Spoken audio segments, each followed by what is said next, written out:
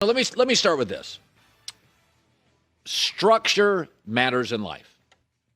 A lot of you get it from your family. If you don't get it from your family, maybe you get it from religion. Maybe you get it from coworkers, somebody you meet. But structure is really important. Habits. It's good on your body. It's good on your stress level. Things you can count on. Structure. I know, but you're talented. I know, but you're flamboyant and independent. You want to do what you want to do. That's great. But talent without structure is what happened to Antonio Brown's career. Cam Newton has real structure, and I'm all in on it. Cam Newton, who's got all sorts of flair, just joined the best system and the best structure in the NFL. Mechanics, no more sloppy throws. Won't be tolerated. His mechanics are the best I've seen since he was a rookie. Ad-libbing, you're still allowed to do that. New England allows you to do Superman, have fun at practice, wear the big hats, have some personality, but no more series just mailing it in. No more taking it off. Every single series has a point of view. Talent with structure is Russell Wilson. It's LeBron James. Talent without structure that doesn't want to be coached, that can be difficult, is what Kyrie Irving's careers look like post-LeBron. OBJ, post-Tom Coughlin. OBJ wants to be coached. He wants to be coached. Most great players want to be coached. Kevin Durant does. LeBron does. Anthony Davis does. Sometimes the coaching stinks. And sometimes the athletes, don't want to deal with it. Cam is embracing it because nobody coaches it like New England. This is the first time I watched Cam, and he's not a rental player for New England. Well, this works. If you gave him one vertical threat, if you gave him a Tyreek Hill, if New England could actually draft a receiver, if you gave him a Travis Kelce, this team would be a handful. You wouldn't want to play this team if you're Andy Reid. You wouldn't want to play this team. Now, this team does not have a vertical dimension, and it limits them. So there's kind of one way they could win. Last night's a shootout, and that's not best served for New England. But here's what's interesting. I could make an argument this is the least talented offense in terms of personnel. Rex Burkhead, Julian Edelman, N'Keal Harry, no great tight end. This is the least talented offense. No Christian McCaffrey here. No Curtis Samuel, DJ Moore here. No Greg, there's Greg Olsen, but he's the older Greg Olsen here. And yet, what did Cam Newton do? Oh, wait, he completed 68% of his throws, way above his career average, and his passer rating was in the mid-90s against Pete Carroll and Bobby Wagner and Jamal Adams. Structure matters, and Cam's embracing it.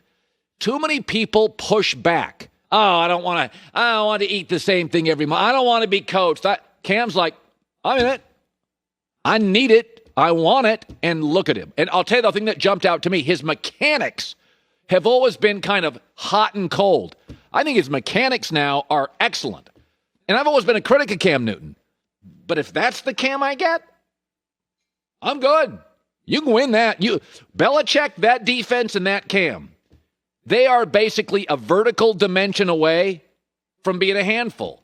Maybe they get it in the draft. Maybe they get it in free agency. Maybe they go ahead and get OBJ. But what I'm watching right there looks like Cam has put his arms around the system. The system, Bill Belichick's put his arms around Cam.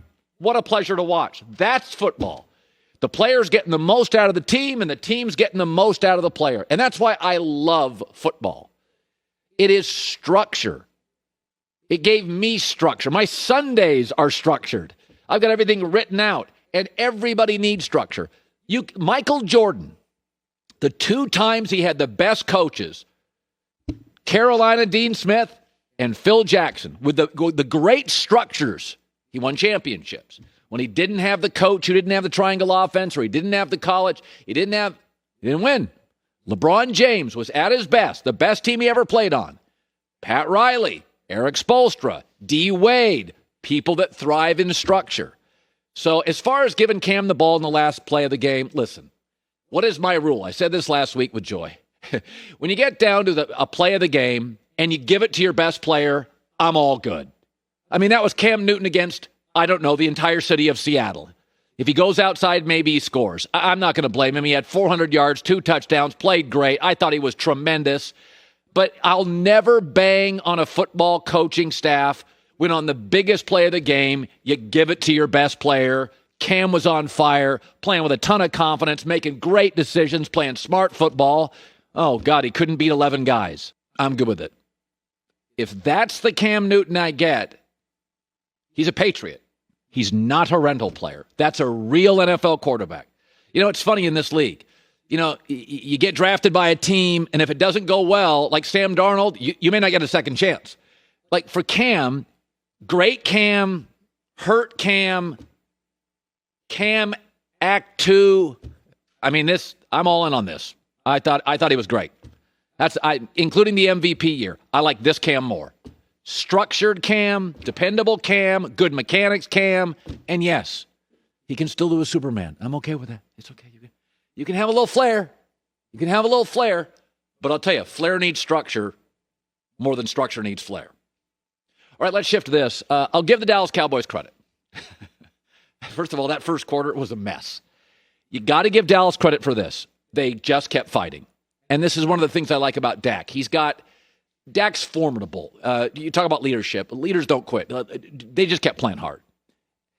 But let me ask you about this. Sometimes you need to ignore the result in life. If my kids run into traffic and don't get hit by a car, I'm not going, excellent job. I'm chewing them out. Sometimes you got to ignore the result. There are lessons to be learned.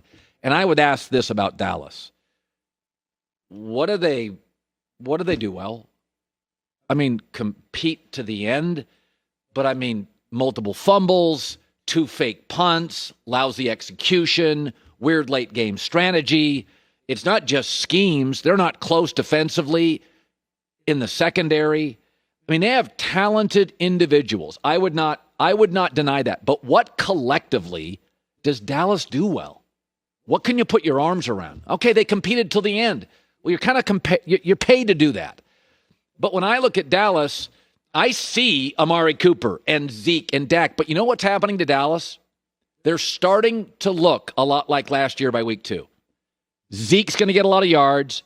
Dak's going to get a lot of yards. They're going to have 3 1,000-yard receivers, and they're not going to be able to beat good teams. They're going to beat Atlanta. They're starting to look like last year, which is you're going to get some individual performances. Dak's going to have a bunch of yards. Amari Cooper's fantastic. Zeke, I love Zeke. Nothing about him I don't like. Not quite as good as 2 years ago, love him. But collectively, what do you rely on? If you look at Dak's final numbers, if you look at those and you look at the final score, if you look at the results, you're like, whoo, party. But this is a good fantasy team. This is a good highlights team. Do you believe this morning, if you're a Cowboy fan, it's a good football team? I don't. And by the way, Mike McCarthy, we've said this in the last couple of weeks, he's trying too hard.